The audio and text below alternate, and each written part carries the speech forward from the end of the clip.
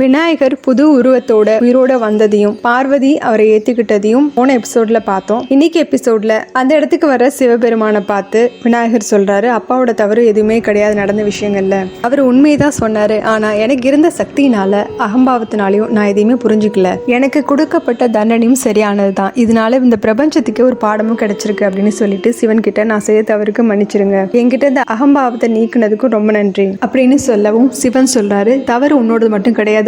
நீ பிறக்கும் போதே சில தீய எண்ணங்களோட தான் பிறந்திருந்த. ஒரு தாய் ஒரு குழந்தைக்கு உருவத்தை மட்டும் கொடுக்கறது கிடையாது, அவளோட எண்ணங்களால ஜீவனையும் கொடுக்கறா. தாயோட எண்ணங்கள் குழந்தைகிட்ட பிரதிபலிக்கும். ஆனா ஒவ்வொரு குழந்தைக்கும் ஒரு கர்ம வினை உண்டு அப்படின்னு சொல்ல பார்வதி விநாயகரை உருவாக்குனது, அவங்க சிவன் கிட்ட கோவப்பட்டது அது எல்லாமே காமிக்கிறாங்க. பார்வதி அது எல்லாமே யோசிச்சு பார்த்துட்டு இருக்கும் போது நாராயணன் வந்து சொல்லாரு, ஆமா பார்வதி, உன்னோட ஆசையிலும் கூட உன்னோட கோபத்தோட ஒரு அம்சமும் இருந்துச்சு. அது நீ அவனை உருவாக்கும் போது அது அவனோட தலையில போய் அகம்பாவமா உருமாறிடுச்சு. அதனாலதான் தலையை இழக்க வேண்டியது வந்துச்சு அப்படின்னு சொல்ல பார்வதி தன்னோட தவறை உணர்ந்து சிவன் கிட்ட, நான் உங்களோட அன்பை சந்தேகப்பட்டுட்டேன். இப்போ எனக்கு புரியுது, பிறப்பை விட நம்ம செய்யக்கூடிய கர்மம் தான் ரொம்ப முக்கியமான விஷயம் அப்படிங்கிறது. நான் அவனுக்கு பிறப்பை மட்டும்தான் கொடுத்துருக்கேன். ஆனா நீங்க அவனோட அகம்பாவத்தை அழிச்சு அவனுக்குள்ள நல்ல எண்ணங்களையும் உருவாக்கியிருக்கீங்க. இவனுடைய எண்ணங்களை தூய்மையாக்கி இவனை நல்வழிப்படுத்திருக்கீங்க. ஆனா எனக்கு ஒரே ஒரு கேள்வி மட்டும்தான் இப்ப பாக்கி இருக்கு, எதுக்காக இவனுக்கு இந்த யானை முகம் கொடுத்தீங்க அப்படின்னு கேக்குறாங்க. சிவன் சொல்றாரு, விநாயகனுக்கு கஜாசுரனுடைய சிரம் கிடைச்சது, இவனுக்குள்ள கஜாசுரனுடைய கர்ம பலனும் இணைஞ்சிருக்கு.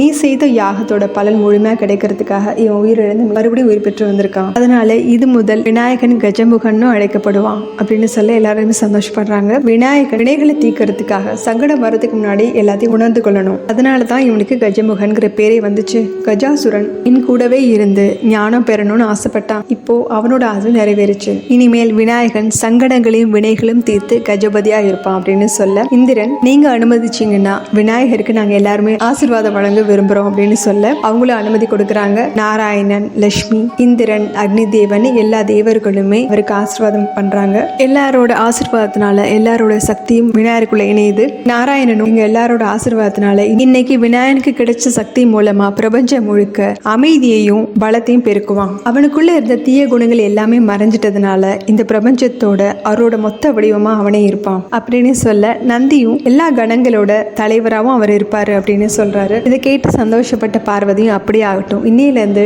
அவனை கணபதி கணேசனும் அழைக்கப்படுவான். இவன் நன்மையோட வடிவமா இருக்கிறதுனால பிரபஞ்சத்தில் நடக்கிற எல்லா சுபகாரியங்களுக்கு முன்னாடியும் இவனுக்கு பூஜை நடத்தப்படும். இன்னையிலிருந்து காலம் காலமா முழு முதல் கடவுளை வணங்குவாங்க எல்லாரும் அப்படின்னு பார்வதியும் ஆசீர்வாதம் பண்றாங்க. இதோட இந்த எபிசோட் முடித எபிசோட்ல பார்க்கலாம். நம்ம சேனல் லைக் பண்ணுங்க, ஷேர் பண்ணுங்க, சப்ஸ்கிரைப் பண்ணுங்க, பெல் பட்டனை பிரஸ் பண்ணுங்க. தேங்க்யூ.